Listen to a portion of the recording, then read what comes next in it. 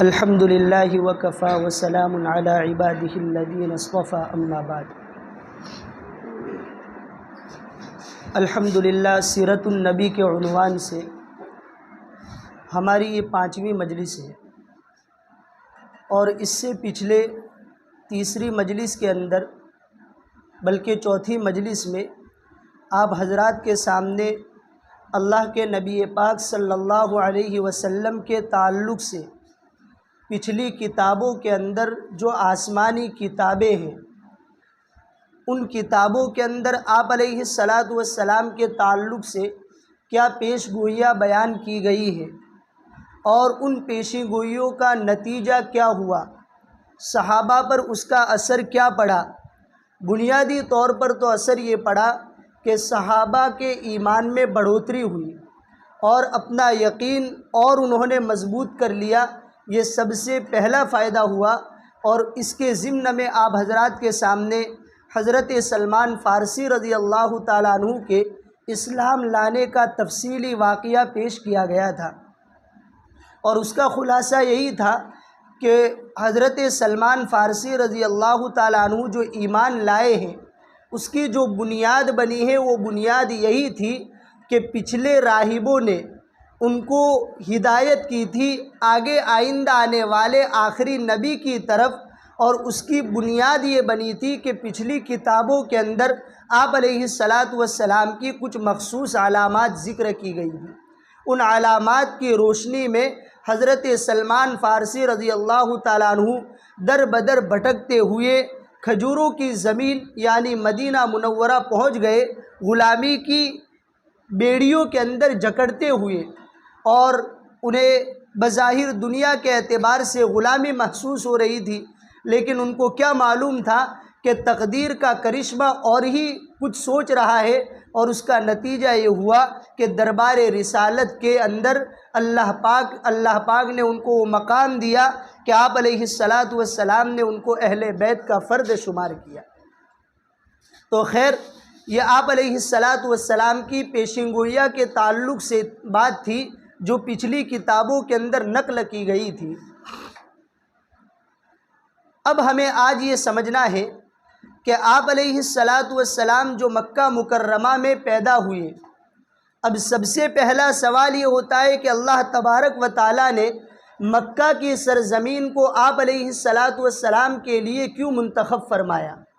حالانکہ اگر ہم تاریخ کا خصوصاً انبیاء کی سیرت کا مطالعہ کرتے ہیں تو یہ بات واضح ہو جاتی ہے کہ زیادہ تر انبیاء علیہم السلام فلسطین کے اندر آئے، اور نبوت کا مرکز ایک عرصے تک فلسطین بنا رہا، اور تقریباً 4000 انبیاء نے اس سرزمین کو آباد کیا۔ تو پھر رخ موڑ کر آپ علیہ السلام کا انتخاب مکہ کی سرزمین میں کیوں ہوا؟ تو اس کی کئی حکمتیں مورخین نے لکھی ہیں، جن میں سے بنیادی حکمت یہ ہے کہ یہ شام وغیرہ کا جو علاقہ تھا، آپ علیہ السلام جب دنیا میں تشریف لائے ہیں تو یہ سارا علاقہ، بلکہ مغرب کے کچھ علاقے بھی یہ روم کے انڈر میں تھے، جس کے بادشاہ کو قیصر کہا جاتا ہے۔ اسی طرح ایران، عراق، ترکمانستان وغیرہ کے جو ماوراء النہر کے علاقے ہیں، اس علاقے کو فارس یا فارس کہا جاتا تھا، اور اس کے بادشاہ کا نام اور لقب کسریٰ تھا۔ اسی طرح آپ بحر ہند کے اس طرف چلے جائیے، مصر اور ایجپٹ کا جو پورا افریقہ کا علاقہ ہے، وہ علاقہ نجاشی بادشاہ کے انڈر میں تھا۔ تینوں طرف سے بادشاہوں نے اپنی مملکت کو گھیر لیا تھا، اور بیچ کے اندر ایک مکہ کی اور جزیرۃ العرب کی آزاد سرزمین تھی۔ اب آپ علیہ السلام کو وہاں اس لیے منتخب فرمایا کہ عام طور پر سیاست کے اندر چاہے کسی بھی مذہب کا بادشاہ ہو، جب سیاست میں اپنی پکڑ مضبوط کر لیتا ہے اور اپنی پوزیشن اور مقام بنا کے وہ بادشاہ بن جاتا ہے، تو چاہے کسی بھی مذہب سے اس کا تعلق ہو، اس کی یہ کوشش ہوتی ہے کہ میرے انڈر کے اندر اور جو ممالک میرے زیر نگی ہیں، ان ممالک کے اندر کم سے کم امن و امان قائم ہو، اور اس امن و امان کو قائم کرنے کے لیے وہ مختلف رولز بناتا ہے، اور تمام لوگ اس رولز کا اور اس ریگولیشن کا فالو کرنے کے پابند ہوتے ہیں۔ اب ظاہر ہے کہ ان تینوں کے اندر بادشاہت تھی، تو بادشاہت کے نتیجے میں ظاہر ہے کہ کچھ نہ کچھ اخلاق کا نمونہ ان کے وہاں ملے گا، لیکن یہ جزیرۃ العرب کی جو سرزمین تھی اس کا کوئی حکمران نہیں تھا، اور اس کا کوئی بادشاہ نہیں تھا، اور کسی رول پر چلنے کے یہ پابند نہیں تھے۔ اس وجہ سے آپ زمانے جاہلیت کا مطالعہ کیجئے، ہر طرح کی گھناؤنی حرکت جو مذہب سے کیا تعلق رکھے، بلکہ انسان بھی جس سے شرما جائے، وہ ساری گھناؤنی حرکت کا مرکز یہ جزیرۃ العرب اور خاص طور پر مکہ بنا ہوا تھا۔ اب اگر آپ علیہ السلام کو کسی اور جگہ اللہ پاک آپ کا انتخاب فرماتے تو بعد کے تاریخ نگاروں کو یہ کہنے کا موقع ملتا کہ آپ نے 23 سالہ عرصے کے اندر جو اتنا بڑا انقلاب برپا کیا ہے، یہ کوئی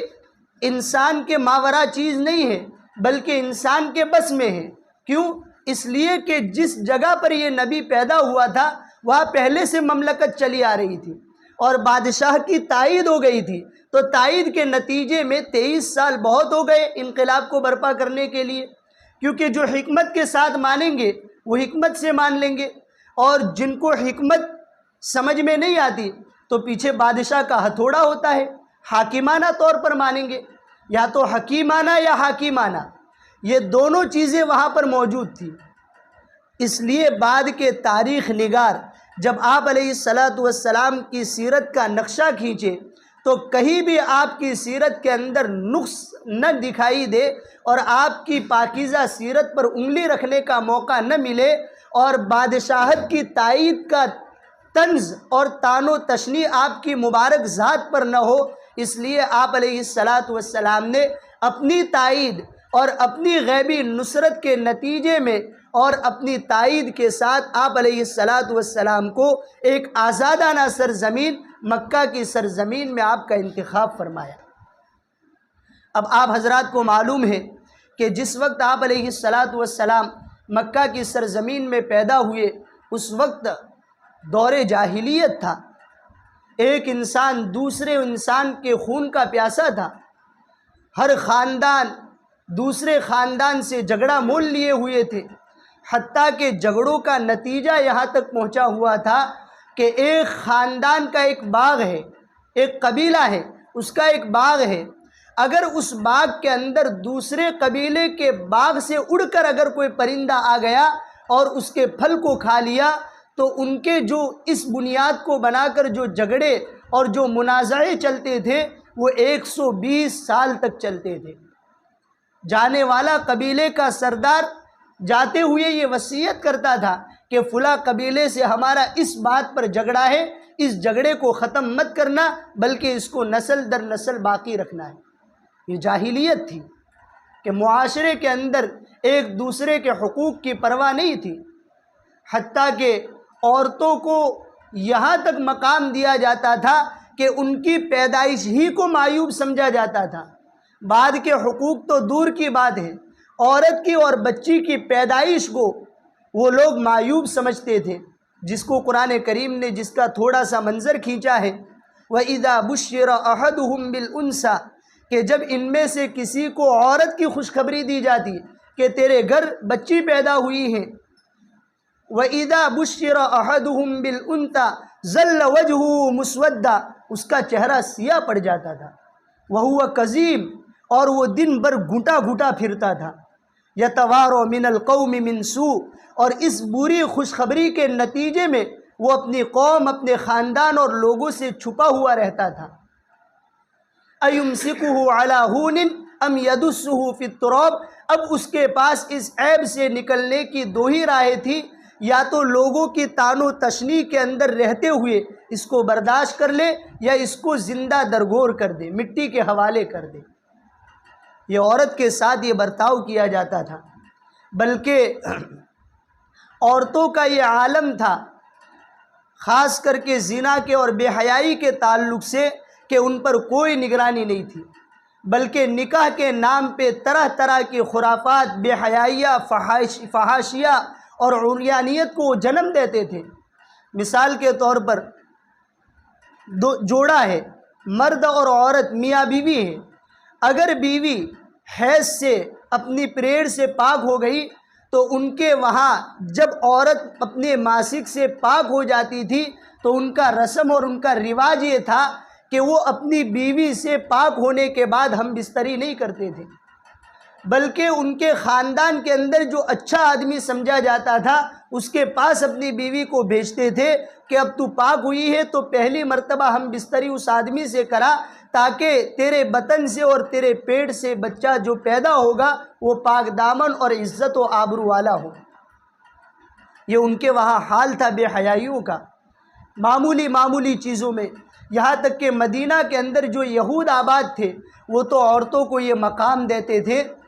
کہ اگر عورت کو ماسک شروع ہو گیا، اس کا پیریڈ اور خون شروع ہو گیا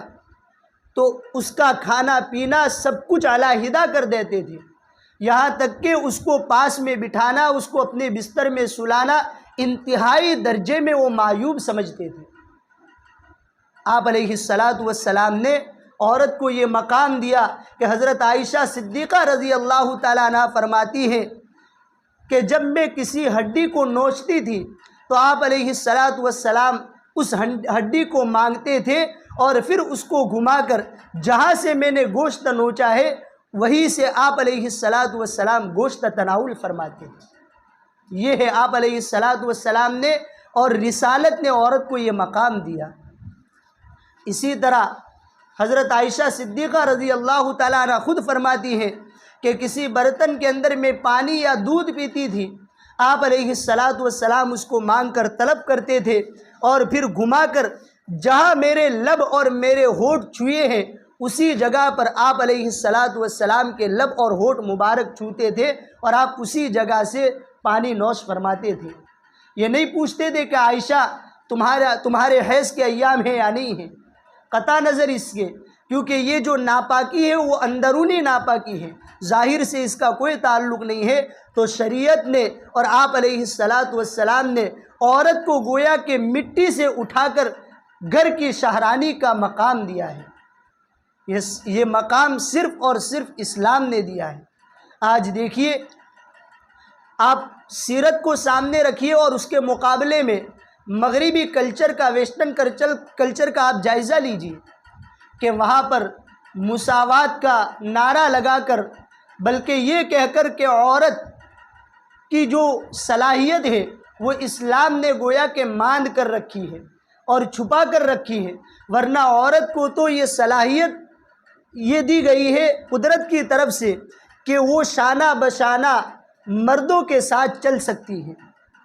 یہ مساوات کا نعرہ انہوں نے لگایا اور اس کا نتیجہ یہ ہوا کہ عورت اپنی حقیقی ذمہ داریوں سے دوبھر ہو گئی، اس سے دور ہو گئی۔ مثال کے طور پر عورت کی صلاحیت کے اندر فطری طور پر اللہ پاک نے جو وصف رکھا ہے وہ خدمت کا وصف رکھا ہے، اور خدمت میں سب سے بڑی چیز اپنے گھر والوں کی خدمت ہے، اپنے بچوں کی خدمت ہے، بچوں کی تربیت ہے۔ یہ ساری امور خانہ یہ عورت کی فطرت تھی، لیکن مساوات کا نعرہ لگا کر عورت کو روڈ اور کمپنیوں کے حوالے کر دیا۔ اب بچے بالکل ماں باپ کے تعارف سے بھی اوجھل ہیں، یہاں تک نتیجہ ہو گیا۔ حتیٰ کہ اگر مرد کی دن کے اندر ڈیوٹی ہے، وہ اپنی ڈیوٹی مکمل کر کے گھر پہ پہنچتا ہے تو رات میں عورت کی ڈیوٹی شروع ہوتی ہے۔ اب ہفتے اور مہینے گزر جاتے ہیں کہ وہ ان کی اپنی جنسی تسکین حاصل نہیں کر پاتے۔ اب ظاہر ہے کہ ایک قدرتی طور پر، فطری طور پر جنسی تسکین ضروری ہے۔ جب جائز طریقہ نہیں مل پائے گا تو حرام طریقوں سے کمپنیوں کے اندر، روڈوں پر بے حیائیوں کا مظاہرہ ہوگا۔ اب اس کے مقابلے میں شریعت کو دیکھیے کہ شریعت نے، اسلام نے عورت کو یہ ذمہ داری دی کہ گھر کے اندر رہتے ہوئے اپنی ذمہ داریوں کو فوکس کرے، اور رہے باہر کے مسائل تو باہر کے سارے مسائل کی ذمہ داری شریعت نے اور اسلام نے ایک آدمی کو دی، مرد کو دی ہے، اور اسی دونوں ذمہ داریوں کو تقسیم کرنے میں ہی اعتدال قائم رہتا ہے، گھر سے لے کر خاندان تک، خاندان سے لے کر محلے اور علاقے تک، علاقے سے لے کر صوبے اور ملک تک، اور ملک سے لے کر پوری دنیا تک یہ اعتدال کا ماحول قائم رہتا ہے۔ سارے گناہ چھپ جاتے ہیں، سارے گناہ دب جاتے ہیں، کیونکہ ہر ایک کو اپنی ذمہ داری کا احساس ہوتا ہے اور اس کی تکمیل کے اندر وہ لگا ہوا ہے۔ تو یہ صرف شریعت کا مقام ہے۔ اور اسی طرح آپ ذرا غور کیجئے کہ مرد کے، چونکہ عورت ایک صنف نازک ہے، ایک نازک ہے، اگر اس پر ذمہ داریوں کا بوجھ آتا ہے تو وہ 10% کے بوجھ کو 100% سمجھتی ہے، حتیٰ کہ وہ بیمار ہو جاتی ہے، جسم کے اندر طرح طرح کی بیماریوں کا شکار ہو جاتی ہے۔ اس لیے خاص طور پر ذہن سے تعلق رکھنے والی جو ذمہ داریاں ہوتی ہیں، عورت اس بوجھ کو برداشت نہیں کر سکتی۔ اس لیے ذہن سے ریلیٹڈ جتنی بھی ذمہ داریاں تھیں، وہ ساری کی ساری ذمہ داریاں شریعت نے اور اسلام نے مرد کو دے دی، اور عورت کو وہ ذمہ داریاں دی جس کے اندر زیادہ سے زیادہ جسم کھپتا ہے۔ اس لیے قرآن کریم نے مرد کے تعلق سے فرمایا الرجال قوامون علی النساء، کہ مرد عورتوں پر گویا کہ ایک طرح سے حاکم ہے۔ حاکم اس طور پر ہے کہ ان کی ذمہ داریاں مرد عورت کے مقابلے میں بدرجہ بڑھی ہوئی ہے، اور وہ ذہن اور ڈپریشن سے تعلق رکھتی ہے۔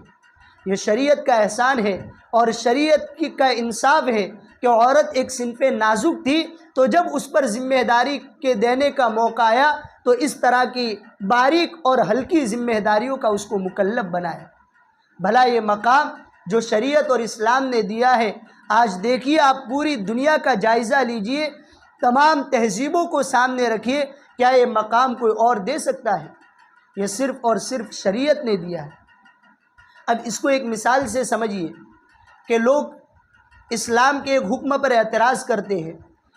کہ اگر دو آدمیوں میں جھگڑا ہو گیا اور فیصلہ دارالقضاء میں پہنچا،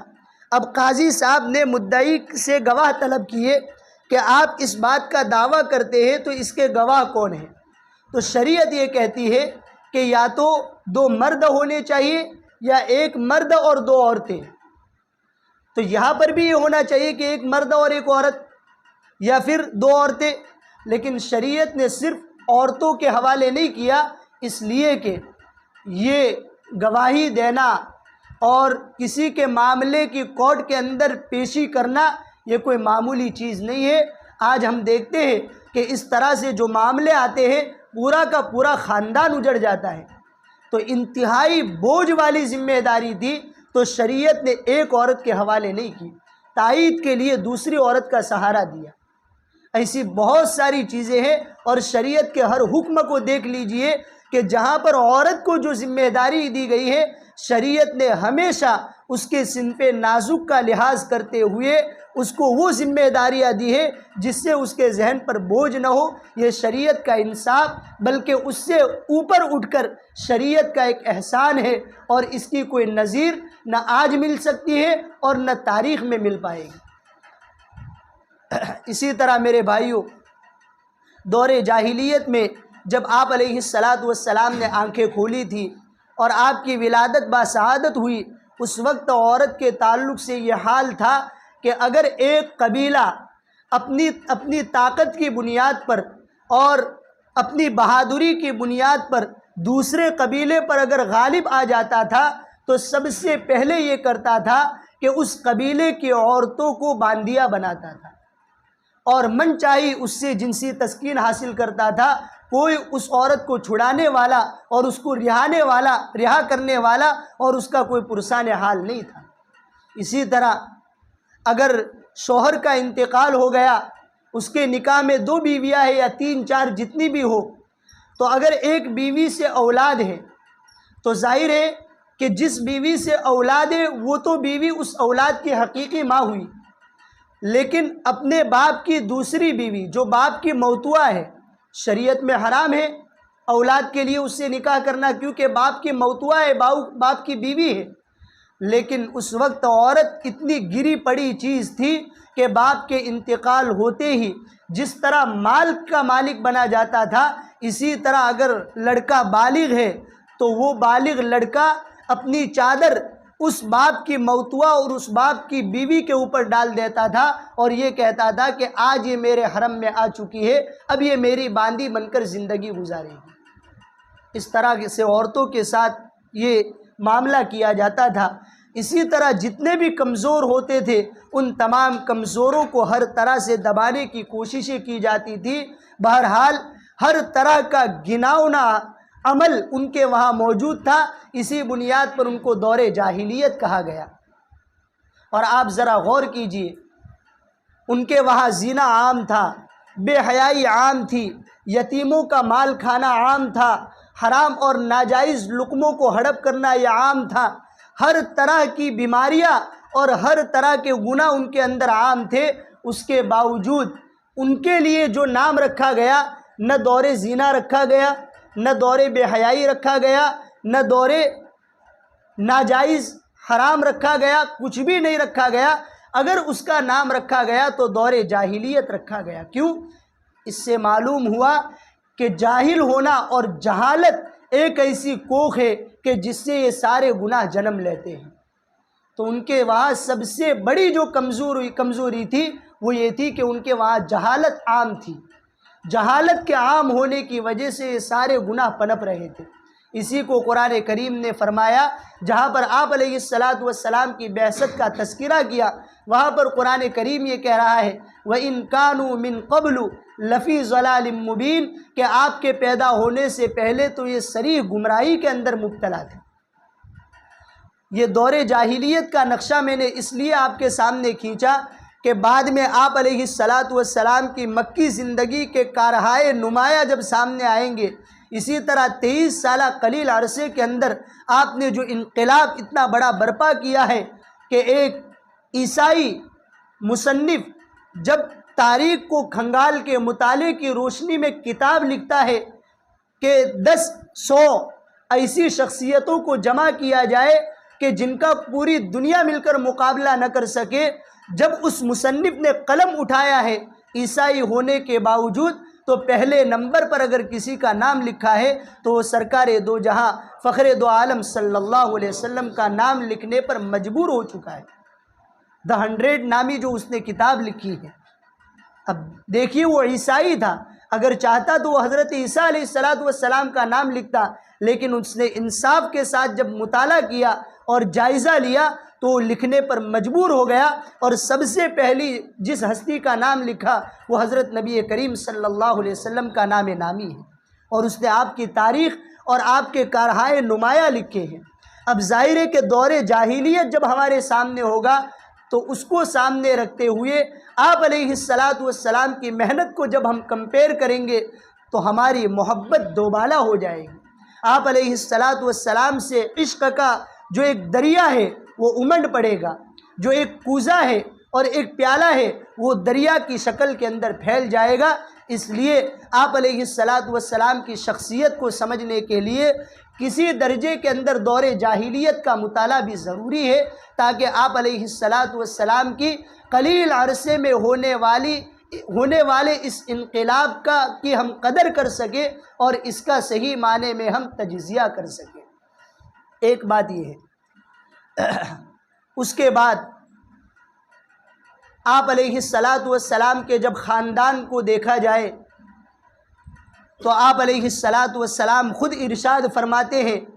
کہ پوری دنیا میں جب اللہ پاک نے نظر دوڑائی تو پوری دنیا میں سے اللہ پاک نے مجھے ولد بنو اسماعیل میں سے پیدا کیا، اور جب بنو اسماعیل پر اللہ پاک نے نظر ڈالی تو اس میں سے بنو کنانہ کو اللہ پاک نے منتخب فرمایا، اور بنو کنانہ کے اولاد پر نظر دوڑائی تو اللہ پاک نے قریش کو منتخب کیا، اور جب قریش کا جائزہ لیا تو اللہ پاک نے بنو ہاشم کو منتخب فرمایا، اور بنو ہاشم میں سے میرے والد عبداللہ کا انتخاب کیا، اور عبداللہ سے اللہ پاک نے مجھے پیدا فرمایا۔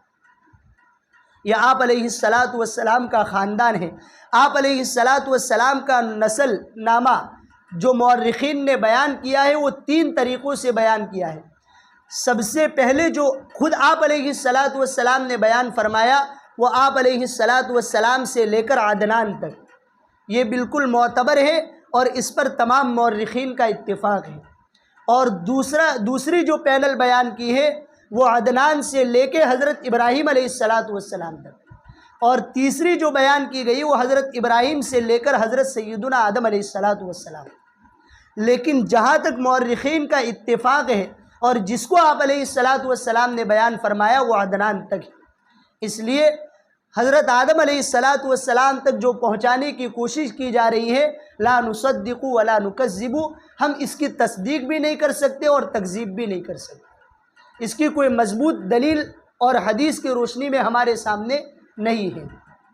تو خیر، اب آپ علیہ الصلاۃ والسلام کو ولد بنو اسماعیل میں آپ کو پیدا فرمایا، بنو اسماعیل میں سے۔ اس سے پہلے میں آپ کے سامنے بتلا چکا ہوں کہ حضرت ابراہیم علیہ الصلاۃ والسلام کی دو بیٹے تھے، حضرت اسماعیل اور حضرت ابراہیم، حضرت اسحاق کے بیٹے حضرت یعقوب، اور حضرت یعقوب کے پھر 12 بیٹے، پھر ان کی جو نسل چلی ہے وہ پوری بنی اسرائیل ہے، اور تقریباً 4000 انبیاء بنو اسرائیل میں تشریف لائے ہیں۔ لیکن آپ علیہ الصلاۃ والسلام کی جب باری آئی ہے تو آپ کو کا انتخاب بنو اسرائیل میں اور بنو اسحاق میں نہیں ہوا، بلکہ بنو اسماعیل میں ہوا، اور بنو اسماعیل کے اندر آپ علیہ الصلاۃ والسلام تک کوئی نبی نہیں آئے، صرف اور صرف اولاد اور نسل تو چلی ہے لیکن نبوت نہیں چلی۔ نبوت اگر چلی ہے تو وہ چل کر بلکہ ختم ہی ہو گئی آپ علیہ الصلاۃ والسلام کی ذات پر بنو اسماعیل میں سے۔ یہاں پر مورخین نے ایک حکمت کی بات یہ کہی ہے کہ آپ علیہ الصلاۃ والسلام کو اللہ پاک نے ولد بنو اسماعیل میں جو منتخب فرمایا اور وہاں جو نبوت کا سلسلہ نہیں چلایا، اس کی وجہ یہ تھی کہ اگر اللہ تعالیٰ اپنی ذات کے اندر وحدہ لا شریک لہ ہے تو حضرت نبی کریم صلی اللہ علیہ وسلم کی ذات بھی اپنی شان نبوت کے اندر وحدہ لا شریک لہ ہے۔ اس لیے ولد بنو اسرائیل کے بجائے ولد بنو اسماعیل میں آپ کا انتخاب فرمایا۔ اب ان کے اندر بنو کنانہ کو آپ نے اللہ تبارک و تعالیٰ نے منتخب فرمایا، اور بنو کنانہ کے اندر نیچے جب نسل کے اندر چلتے ہیں تو نضر بن فہر نامی ایک آدمی آتا ہے، اسی کا لقب قریش تھا، اس کی وجہ سے ان کی جو اولاد چلی ہے ان کو قریش کہا گیا۔ اب قریش کے اندر اللہ تبارک و تعالیٰ نے آپ علیہ الصلاۃ والسلام کا انتخاب بنو ہاشم میں فرمایا۔ آپ علیہ الصلاۃ والسلام کے والد محترم کا نام عبداللہ، ان کے ابا کا نام عبد المطلب، ان کے ابا کا نام ہاشم ہے۔ اب محمد بن عبداللہ بن عبد المطلب بن ہاشم، تو بنو ہاشم کا انتخاب فرمایا، اور یہ انتخاب اس لیے فرمایا کہ بنو ہاشم یہ لوگ مکہ کے سردار مانے جاتے تھے، اور جتنے بھی اعزاز کے عہدے تھے، چاہے حاجیوں کی خدمت کے تعلق سے ہو، چاہے زمزم کی نگرانی کے تعلق سے ہو، حرم کی پاسبانی کے تعلق سے ہو، کعبۃ اللہ کے دروازے اور چوکھٹ کی چابی کے تعلق سے ہو، یہ سارے بڑے عہدے بنو ہاشم کو ودیعت کیے گئے تھے۔ اس لیے اللہ تبارک و تعالیٰ نے قریش میں سے بنو ہاشم کا انتخاب فرمایا تاکہ یہ اعزاز اور یہ شرافت آپ علیہ الصلاۃ والسلام کی طرف منتقل ہو۔ اب جو یہ ہاشم تھے، گویا کہ آپ علیہ الصلاۃ والسلام کے پردادا یہ اپنے زمانے کے سردار تھے۔ ایک مرتبہ وہ تجارت کے لیے یا کسی وجہ سے شام کا سفر کر رہے تھے۔ اب شام کا سفر کرتے ہوئے مدینہ سے گزر ہوا تو مدینہ میں ایک عورت سے انہوں نے نکاح کیا، اور پھر وہاں کچھ عرصے تک رہے اور صحبت بھی ہوئی، جس کے نتیجے میں ایک بچہ پیدا ہوا، اور پھر یہ یہاں سے چلے گئے۔ اس بچے کا نام شیبہ رکھا۔ اب وہ وہاں چلے گئے، اس کے بعد انہوں نے یمن کا سفر کیا اور وہاں پر ان کا انتقال بھی ہو گیا۔ اب یہ بچہ، شیبہ نامی بچہ، یہ مدینہ منورہ کے اندر اپنی ماں کے پاس اور اپنے ننیال میں رہ رہا تھا۔ اور ان کے ہاشم کے جو بھائی تھے دوسرے، اس بھائی کا نام مطلب تھا، عبد المطلب نہیں، مطلب تھا۔ ہاشم اور مطلب دونوں بھائی تھے۔ تو ان کا ایک بھائی تھا مطلب جو مکہ مکرمہ کے اندر رہتا تھا، اس کو جب پتہ چلا کہ میرے بھائی ہاشم سے ایک بچہ پیدا ہوا ہے جو مدینہ میں رہ رہا ہے، تو اس بچے کو لینے کے لیے مدینہ پہنچے۔ لیکن جب بچے کو مانگا تو ماں کی ممتا کہاں دینے کے لیے راضی ہوگی، تو ماں نے منع کیا۔ تو اس وقت انہوں نے یہ لفظ استعمال کیا کہ میں اس کو حرم کی پاسبانی کے لیے لے جا رہا ہوں۔ تو ماں بہرحال راضی ہو گئی اور اس بچے کو ان کے حوالے کر دیا، اور مطلب سواری پر اس کو اپنے پیچھے سوار کر کے مکہ مکرمہ میں داخل ہوئے۔ جب مکہ مکرمہ میں داخل ہوئے تو اس وقت لوگوں نے پکارا کہ یہ بچہ جو پیچھے بیٹھا ہے یہ عبد المطلب ہے، یعنی سوار مطلب کا غلام ہے۔ اسی وجہ سے شیبہ کا لقب عبد المطلب پڑا، اور یہ آپ علیہ السلام کے دادا ہے۔ اور یہ عبد المطلب یہ بھی مکہ کے بہت بڑے سردار اور رئیس اور بہت معزز مانے جاتے تھے، بلکہ مورخین نے یہاں تک لکھا ہے کہ قریش کے اندر اور بنو ہاشم میں جتنے بھی لوگ سرداری کے عہدے پر فائز ہیں، ان کو اتنی عزت نہیں ملی جتنی عزت عبد المطلب کے زمانے میں عبد المطلب کو ملی۔ یہاں تک کہ ان کا اعزاز یہ تھا کہ اگر ان کے زبان سے کوئی بات نکلتی تھی تو مکہ کا کوئی قبیلہ ایسا نہیں تھا کہ وہ ان کی بات کی تردید کرے۔ یہ ان کو اعزاز اور مقام حاصل تھا، اور وہ حرم محترم کے پاسبان تھے، یہ عبد المطلب تھے۔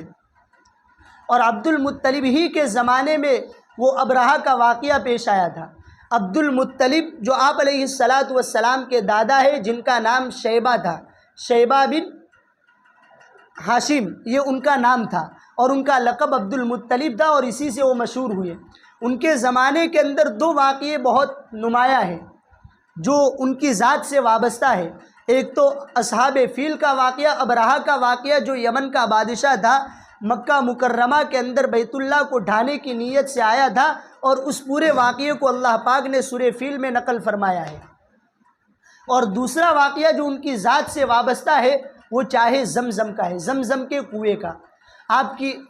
زمزم کے کنویں کی تاریخ میں نے آپ کے سامنے رکھی تھی کہ جس وقت حضرت ہاجرہ اور حضرت اسماعیل کو وہاں پہ چھوڑ دیا گیا تھا، تو اللہ پاک نے حضرت اسماعیل علیہ السلام کی پیاس کو بجھانے کے لیے حضرت جبرائیل کے پروں کے ذریعے سے زمزم کے کنویں کو جنم دیا، اور وہاں چشمہ پھوٹا، اور پھر حضرت ہاجرہ نے زمزم کہا تو وہ پانی رک گیا، اور آج تک وہ پانی جاری ہے،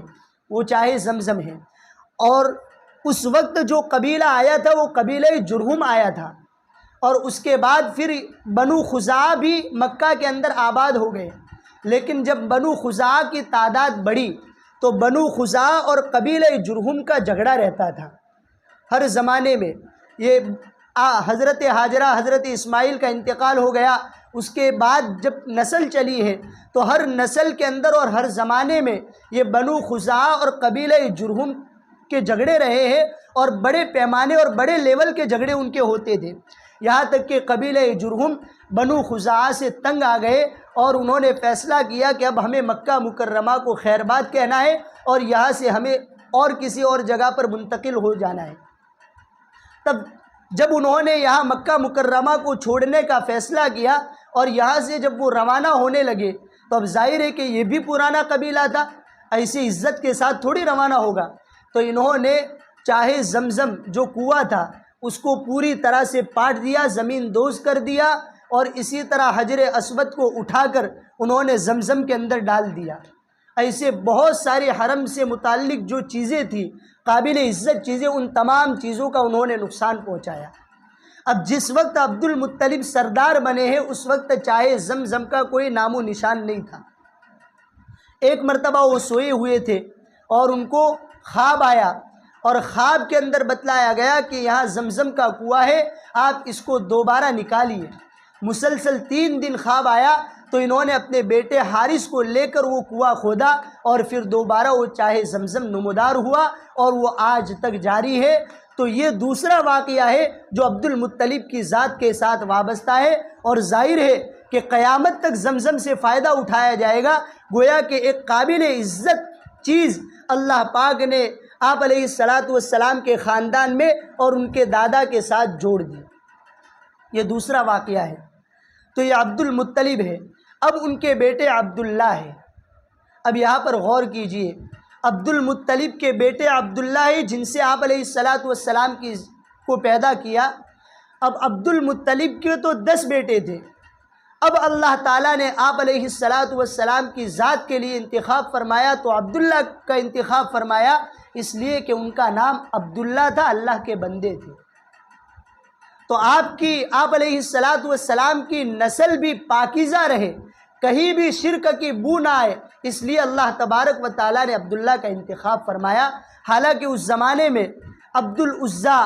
اور عبد المطلب اس طرح سے شرکیہ نام رکھنا عام رواج تھا، متعارف تھا، اس کے باوجود اللہ پاک نے جب یہ بیٹا پیدا ہوا جو اللہ کے نبی پاک صلی اللہ علیہ وسلم کے والد ہیں، تو ان کا نام اللہ کے نام پر اور اللہ کی طرف نسبت کرتے ہوئے رکھا گیا عبداللہ، اور اسی سے آپ علیہ السلام پیدا ہوئے، تاکہ کہا جائے کہ یہ کس سے پیدا ہوئے، تو یہ زبان سے نکلے کہ یہ اللہ کے بندے سے پیدا ہوئے، کہیں بھی شرک کی بو نہ آئے۔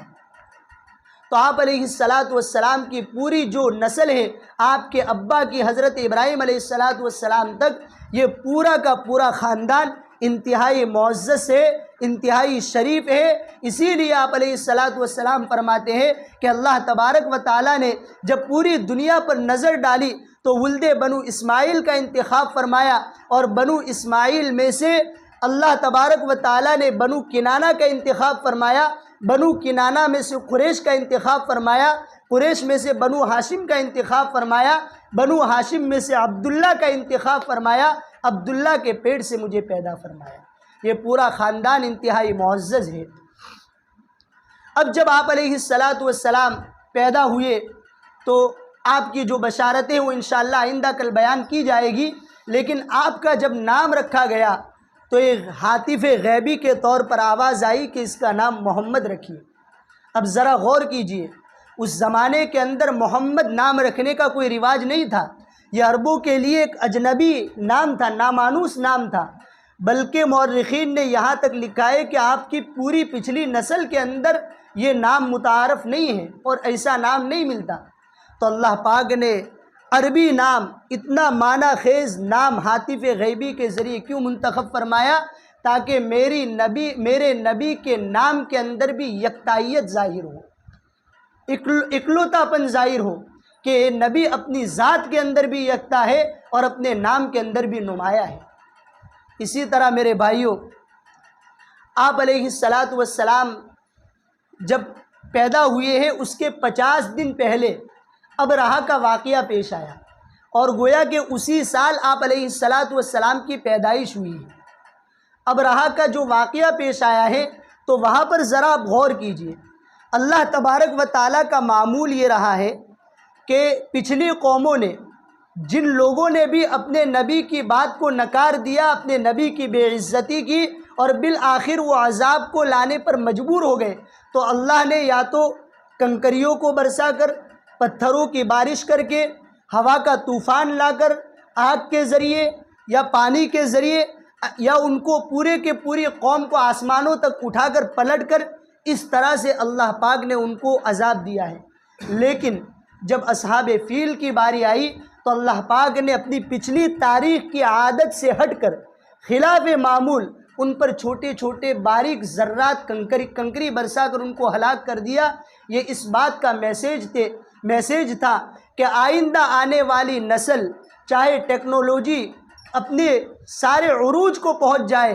اور سائنسداں اپنی سائنسی ترقیات کے اندر چاہے آسمانوں کو چھو لیوے، لیکن یاد رکھیے بندوق کی گولی سے لے کر ایٹمی طاقت تک جتنی ایجادات وجود میں آئے گی، ساری کی ساری نسبت اس نبوت سے جڑے گی کہ جس سال آپ علیہ السلام کی پیدائش ہوئی اسی وقت گویا کہ بندوق کی گولی سے لے کر ایٹمی طاقت کا ایک اصول ان پرندوں کی چونچ کے ذریعے سے اللہ پاک نے بتلا دیا۔ ورنہ کون سوچ سکتا تھا کہ ایک معمولی کنکری اٹھا کر اگر کسی کو ماری جاوے تو وہ ہلاک ہو سکتا ہے۔ آج دیکھیے بندوق کی گولی ایک ذرہ کے درجے میں ہوتی ہے لیکن انسان کی جان لے لیتی ہے۔ وہ اصول آپ علیہ الصلاۃ والسلام کی ولادت باسعادت کے برکت سے دنیا کو ملا کہ اصحاب فیل کو جب ہلاک کرنے کا موقع آیا تو اللہ پاک نے اور عادت سے ہٹ کر ان کو ذرات اور کنکریوں سے ہلاک کیا، تاکہ میرے نبی کی امت کو بندوق کی گولی سے لے کر ایٹمی طاقت تک کی دفاعی طاقت ان کو ملے اور اس کو جوڑا جائے آپ علیہ الصلاۃ والسلام کی ذات بابرکت سے۔ یہ آپ علیہ الصلاۃ والسلام کے کرشمے ہیں۔ گویا کہ آپ یہ سمجھیے کہ جتنی بھی سائنسی ترقیات اور جتنی بھی چیزیں دنیا کے اندر ہو رہی ہیں، ساری کی ساری آپ علیہ الصلاۃ والسلام کی نبوت کا گویا کہ سر چشمہ ہے اور آپ کی شان بابرکت کا یہ نتیجہ ہے۔ اللہ پاک ہم سب کو ان تمام نزاکتوں کو اور ان تمام باریکیوں کو سمجھنے کی توفیق عطا فرمائے۔ وصلی اللہ تعالی علی خیر النبی محمد صلی اللہ علیہ وسلم۔ السلام علیکم ورحمۃ اللہ۔